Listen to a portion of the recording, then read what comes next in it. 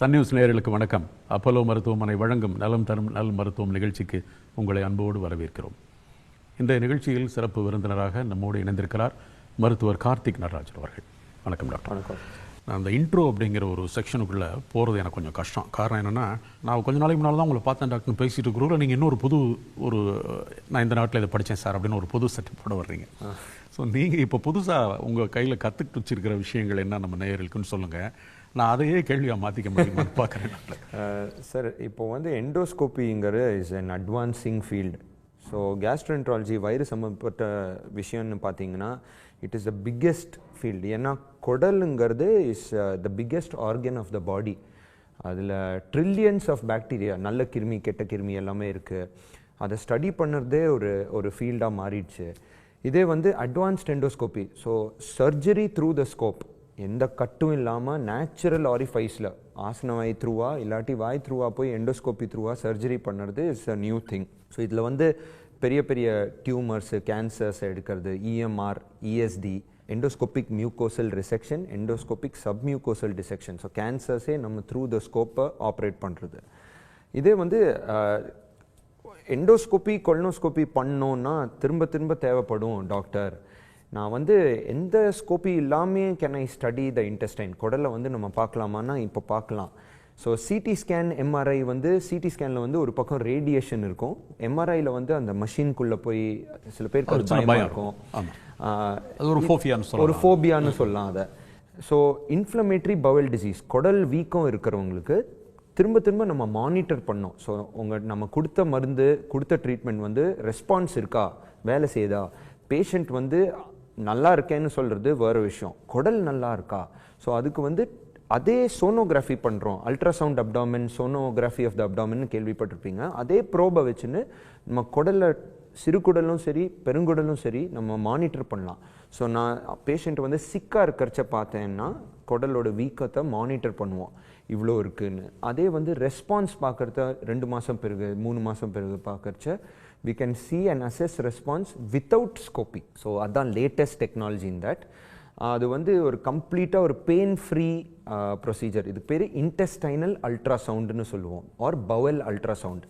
So patient நார்மலாக நம்மளை எப்படி கிளினிக்கில் பார்க்குறாங்களோ, ஹாஸ்பிட்டலில் பார்க்குறாங்களோ சாதாரணமாக இருக்கலாம், தண்ணி குடிக்கலாம், சாப்பிடலாம். அதுக்கு எந்த விதமான ரேடியேஷனும் கிடையாது, வலி இருக்காது. சிம்பிளாக ஒரு ப்ரோபை வயிறு சுற்றி நம்ம வரும் பார்ப்போம். ரொம்ப அதுக்கான எந்த சிரமமும் இல்லை, ஃபோபியாவோட ரிஸ்க்கும் இல்லை, and it is a low cost procedure. இது யாருக்கு பயன்படுதுங்கிறதுல 2 கேள்வி வரும். ஒன்று, இப்போ நான் கொலனோஸ்கோப்பி பண்ணணும் அப்படின்னு நினைக்கிறவங்க இதை பண்ணலாமா, இல்லை வேறு எதுக்கு இது மாற்றா இருக்குன்னு நோய்வாய்ப்பட்டு இருக்கிறவர்கள் அல்லது ஒரு டெஸ்ட்டுக்கு வர்றதுல ஒரு மேஜர் இஷ்யூ இருக்கலாம்னு கருதுறவங்க ஒரு பக்கம். அது இல்லை, எனக்கு வயிறு எப்போ பார்த்தாலும் உப்புசமாக இருக்குது, நான் ஏதாவது பண்ணணும்னு பார்க்கணும் டாக்டர், ஆனால் என்ன பண்ணுவாங்கன்னா இவங்க ஸ்கோப்பியில் உள்ளே போவாங்க, எனக்கு தொண்டையில் இதை விடுவாங்க, எனக்கு வலிக்கும் டாக்டர். அதெல்லாம் இல்லாமல் என் வயிற்றுக்குள்ளே என்ன இருக்குது, குடலில் ஏதாவது பிரச்சனை இருக்குன்னு சாதாரணமாக ஒரு மாஸ்டர் ஹெல்த் செக்அப் பண்ணுறது மாதிரி இதை பண்ணிக்கலாமா டாக்டருங்கிற ஒரு கேள்வி வரும். ஸோ இது ரெண்டையுமே எனக்கு பிரித்து சொல்லுங்கள் doctor. It is not a replacement. அதானது குடலில் நீங்கள் சரியாக பார்க்கணுன்னா endoscopy colonoscopy gold standard. Gold ஸ்டாண்டர்ட்னா that is like the benchmark. அதை தாண்டி எதுவுமே இல்லை. அதுக்கு கீழேயும் நம்ம இது சப்ஸ்டிடியூட்டாக நம்ம வைக்க முடியாது. இப்போ நீங்கள் சிடி ஸ்கேனை பார்க்குறீங்க, எம்ஆர்ஐ பார்க்குறீங்கனாலும் குடலுக்கு வெளியில் இருக்கிறது பார்க்குறீங்க, குடலுக்குள்ளே இருக்கிறது பெருசாக இருந்தால் தெரியும். சின்ன சின்ன க்ரோத்ஸ், பாலிப்னு சொல்லுவோம், அது மிஸ் ஆகும். கொலனோஸ்கோப்பி பண்ணால் தான் அது கண்டுபிடிக்க முடியும். ஓகே. ஸோ யாருக்கு மேஜராக இது யூஸ் ஆகும்னா, இன்ஃப்ளமேட்டரி பவல் டிசீஸ்னால் குடலோட வீக்கம் இருக்கும். ஸோ குடல் வீக்கம்னாலே அது டிசீஸ்ட் கோலான். டிசீஸ்ட் கோலான்னா பெருங்குடல் இல்லைன்னா சிறுகுடல் வீங்கி இருக்குன்னா அது நல்லாவே அது வீங்கினது தெரியும் நம்மளுக்கு. ஸோ நார்மலாக இருக்கிற குடல் நம்ம ஈஸியாக ஸ்க்ரீன் பண்ணி இது நார்மல், எதுவுமே இல்லைன்னு சொல்லலாம். பட் எதுவுமே இல்லைங்கிற வார்த்தை எந்த வியாதியும் இல்லை, எந்த நோயும் இல்லைன்னு சொல்கிறது ரொம்ப டிஃபிகல்ட். ஓகே.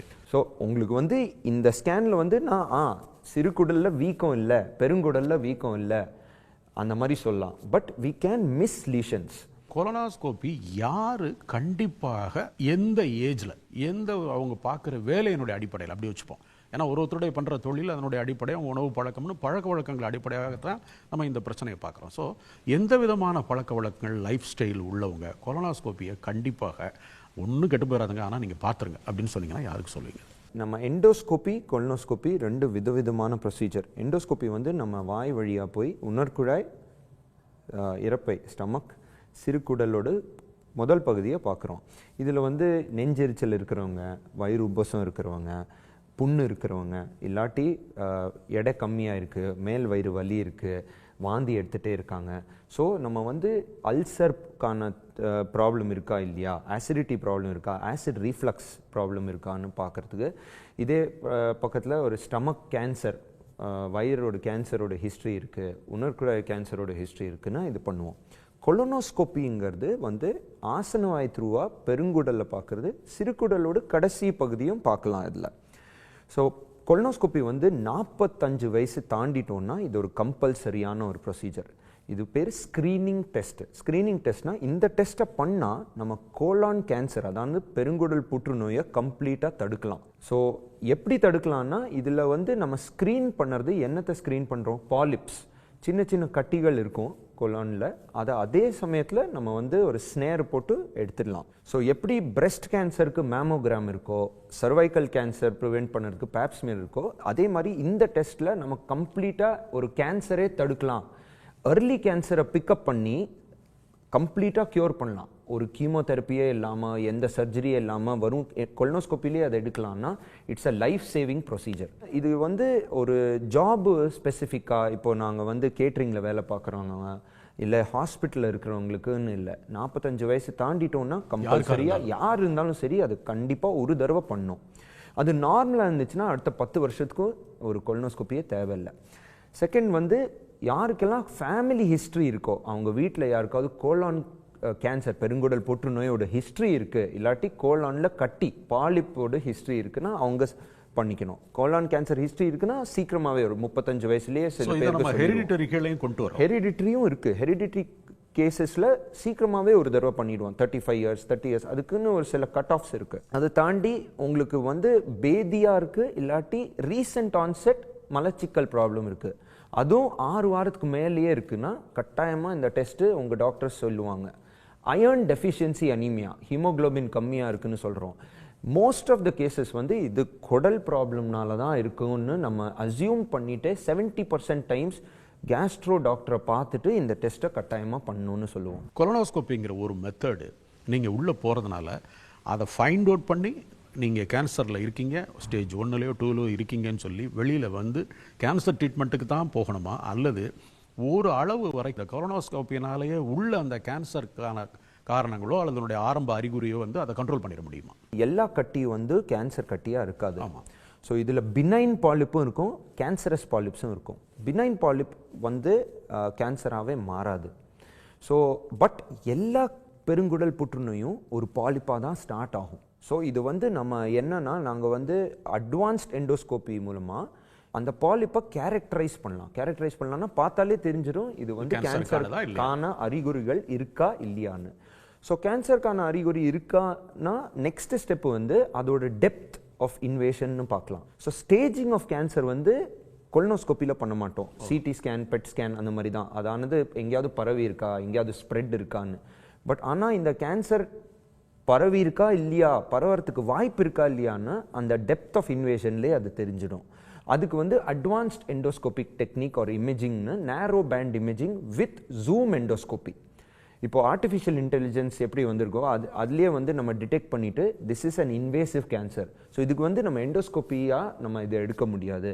இதுக்கு நெக்ஸ்ட் ஸ்டெப் வந்து ஸ்கேன் பண்ணிவிட்டு சர்ஜரிக்கு தான் போகணும்.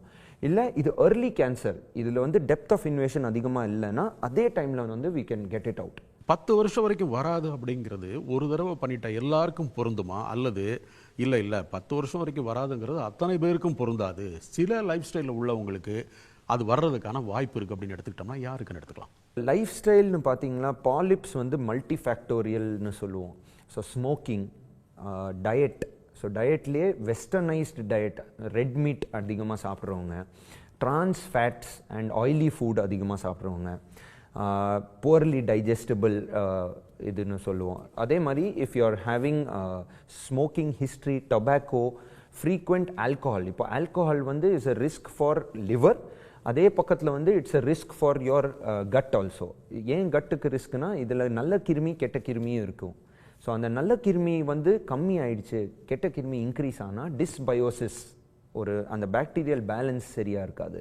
ஸோ அதனாலேயும் ப்ராப்ளம் வரலாம். இது தவிர்த்து வந்து ஃபேமிலி ஹிஸ்ட்ரி, நீங்கள் ஜெனட்டிக் காம்பனன்ட்னு நம்ம டிஸ்கஸ் பண்ணோம். ஜெனட்டிக் காம்பனன்ட் இருக்குன்னா பாலிப்ஸ் வந்து கொஞ்சம் சீக்கிரமாகவே வரலாம், அதிகமாக அதுக்கு இன்க்ரீஸ் ஆகிறதுக்கும் ரிஸ்க்கு, சைஸில் இன்க்ரீஸ் ஆகிற ரிஸ்க்கு அதிகமாக பெருங்குடலே வேறு லொக்கேஷனில் வரதுக்கான வாய்ப்புகளும் இருக்குது. குறைந்த வயதில் இருக்கிறவங்களுக்கும் கூட இது வரலாம்.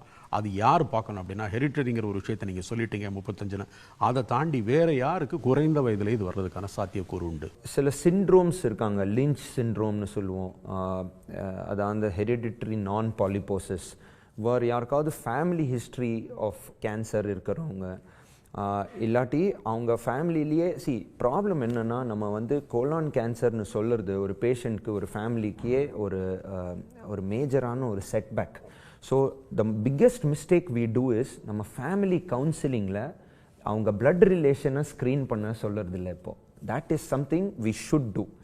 உங்கள் ஃபேமிலியில் உங்கள் பிளட் ரிலேஷனில் யாருக்காவது இந்த பெருங்குடல் புற்றுநோயான ஒரு இது இருக்குன்னா, நீங்கள் வந்து 10 years earlier than the rest of the population. So எல்லாருக்கும் 45 வயசுன்னு சொல்கிறோன்னா, நீங்கள் 35 வயசுலேயே நீங்கள் இந்த ஸ்க்ரீனிங் ப்ரொசீஜர் பண்ணிடணும். Apart from this, inflammatory bowel disease, IBD, so Crohn's colitis இல்லாட்டி ulcerative colitis more commonly. Ulcerative கொலைட்டிஸில் இந்த risk of colon cancer, colon polyps கொஞ்சம் அதிகமாக இருக்கும். ஸோ அவங்க இதில் கொஞ்சம் ஃப்ரீக்வெண்ட்டாக ஸ்க்ரீன் பண்ண சொல்லிடுவோம். And there are certain polyposis conditions, அது ரொம்ப ரேர் தான். ஃபேமிலியல் அடினோமேட்டஸ் பாலிபோசிஸ்னு சொல்லுவோம். அதில் அந்த பாலிப் வந்து கேன்சராக மாறதுக்கு வாய்ப்பு இருக்குது. ஸோ ஃப்ரீக்வெண்ட்டாக ஸ்க்ரீனிங்க்கு கூப்பிடுவோம். ஏற்கனவே கேன்சர் ட்ரீட்மெண்ட், வேறு கேன்சர் ட்ரீட் பண்ணவங்க, அல்லது வந்து அவங்களுக்கு வேறு ஒரு பிரச்சனை இருக்குது, ஏதாவது ஒரு சர்ஜரி பண்ணவங்க, இந்த மாதிரி உள்ளவங்க கவனமாக இருக்கணும். அவங்க வந்து இந்த ஃப்ரீக்வன்சிக்குள்ளே அவங்க கொரோனாலையும் பார்த்துக்கணும் கொஞ்சம் உள்ளுக்குள்ளே. ஸோ அந்த கேன்சர் உள்ளவங்களோ, அந்த ட்ரீட்மெண்ட் பண்ணவங்களோ, ஒரு கிரானிக் டிசீஸ் உள்ளவங்களோ இதுக்குள்ளே வரணும். கண்டிப்பாக இவங்க இவ்வளோ நாளைக்கு வச்சுக்கணும். அப்படின்னா எந்த விதமான வியாதி இதோட கனெக்ட் ஆகிருக்குன்னு சொல்லுவீங்க? இப்போ ஹார்ட்டில் வந்து இன்ஃபெக்டிவ் எண்டோகார்டைட்டிஸ்னு ஒரு கண்டிஷன், ஹார்ட்டோட வேல்வோட இன்ஃபெக்ஷன் இருக்குது. அதில் ஒரு ஸ்ட்ரெப்டோகோக்கஸ் பாக்டீரியா ஐசோலேட் ஆனாங்கன்னா there is a 4-fold risk of colon polyps. So colon கட்டி இருக்கிறதுக்கு 4 மடங்கு அதிகமான ரிஸ்க் சாத்தியக்கூறு இருக்குது.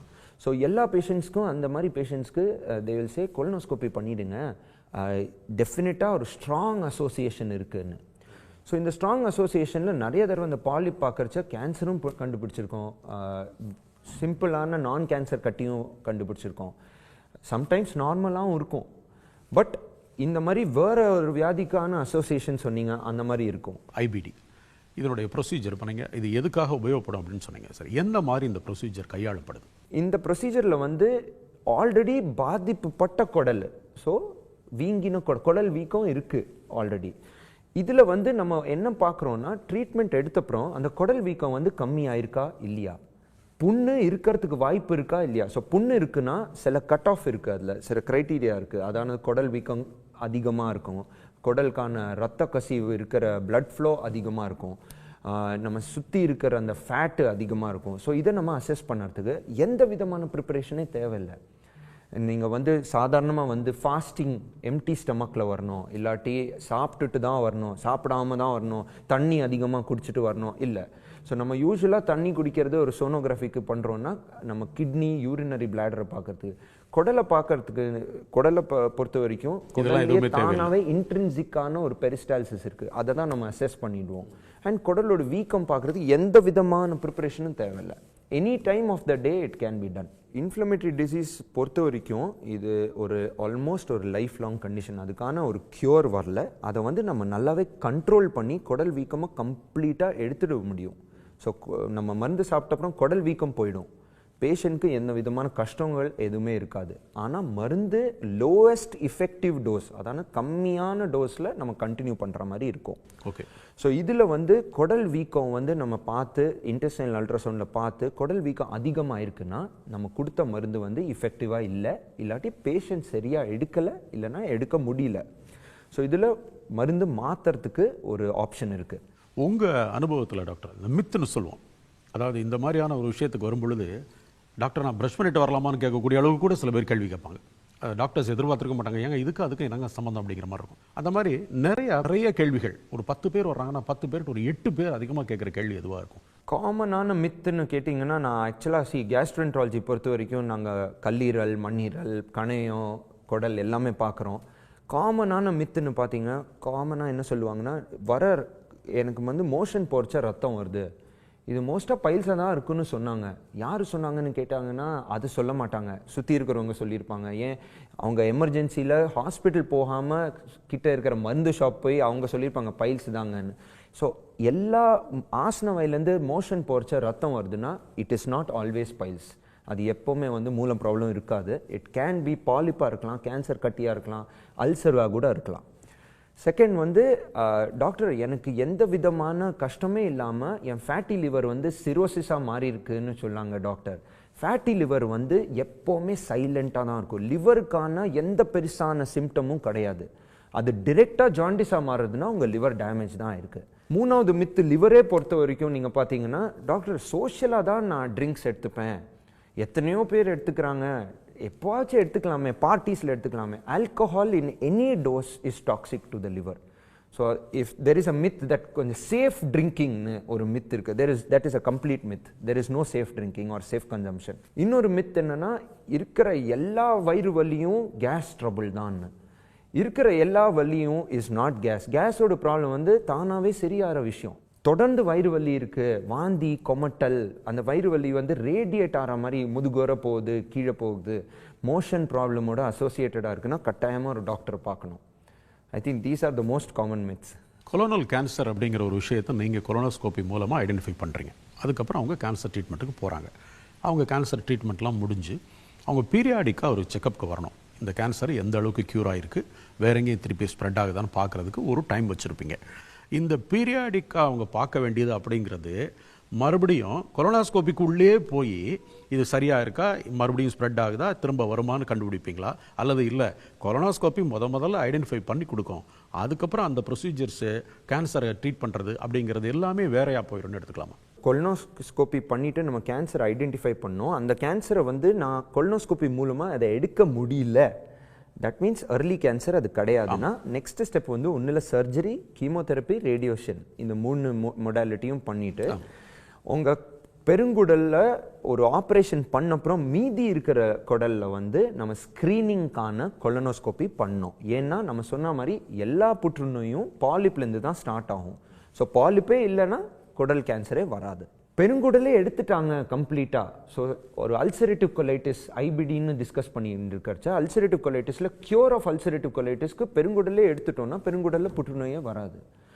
ஸோ அந்த பக்கம் அந்த மாதிரி பேஷண்ட்ஸ்க்கு நம்ம ஸ்க்ரீனிங் அதை பண்ண மாட்டோம். பிளட் டெஸ்ட்டில் CEA கார்சினோ எம்ப்ரியானிக் ஆன்டிஜென்னு ஒரு மார்க்கர் இருக்குது. அது வந்து அதுலேயே சரோகேட் மார்க்கர். சரோகேட் மார்க்கர்னா அதில் இந்த பாலிப் சின்ன கட்டியை ஐடென்டிஃபை பண்ண முடியாது, பட் கேன்சர் ரிக்கரன்ஸ் வந்திருக்கான்னு பார்க்கலாம். பெட் ஸ்கேனில் வந்து கேன்சர் பெருசாக ரிக்கரன்ஸ் இருக்கா இல்லையான்னு பார்க்கலாம், திரும்ப பாலிப் மிஸ் ஆகலாம். So to divide your answer into 2 parts என்னதுன்னா, கொலோனோஸ்கோபி இஸ் இர்ரிப்ளேசபிள். அதை நம்ம வந்து அதுக்கான சப்ஸ்டிடியூட்டே கிடையாது. பெருங்குடல் புற்றுநோய் வந்திருக்குன்னா ஸ்க்ரீனிங் கொலோனோஸ்கோபி கட்டாயமாக தேவைப்படும் to prevent recurrence of colon cancer, திரும்ப வராமல் தடுக்கிறதுக்கு. கொலோனாஸ்கோபி பண்ணுற ஒருத்தருக்கு நீங்கள் உள்ள ஒரு பாலிப் இருக்குது, அதை வந்து இது கேன்சரா, இது தேவையில்லாததா, இதனால் எதுவும் பிரச்சனை வருமானா அதை நீங்கள் எடுத்துருவேன் அப்படின்னு சொல்கிறீங்க. அது ஒரு சர்ஜிக்கல் ப்ரொசீஜர் அப்படின்னு நம்ம கன்சிடர் பண்ணணுமா? சர்ஜிக்கல் ப்ரொசீஜருக்கான தேவைப்பட்ட இது வந்து யூஸ்வலாக ஒரு கட் இருக்கும் அவுட் சைடு, ஒரு மேஜர் அனஸ்தீசியா தேவைப்படும், வலி இருக்கும்.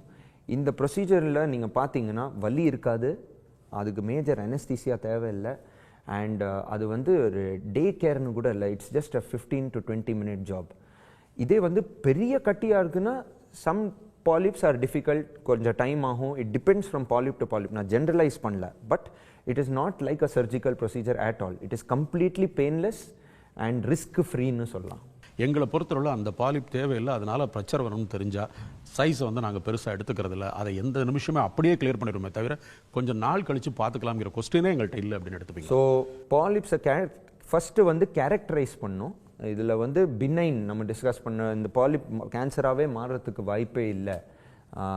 அந்த மாதிரி இதில் பேஷண்ட் வந்து இல்லை எனக்கு இந்த டைமில் பண்ணுற விருப்பம் இல்லைன்னு சொன்னாங்கன்னா we respect that and we tell them இது வந்து கேன்சராக மாறுறதுக்கு வாய்ப்பு இல்லை, நீங்கள் வந்து நெக்ஸ்ட் டைம் வரைச்சா நம்ம பண்ணலாம்.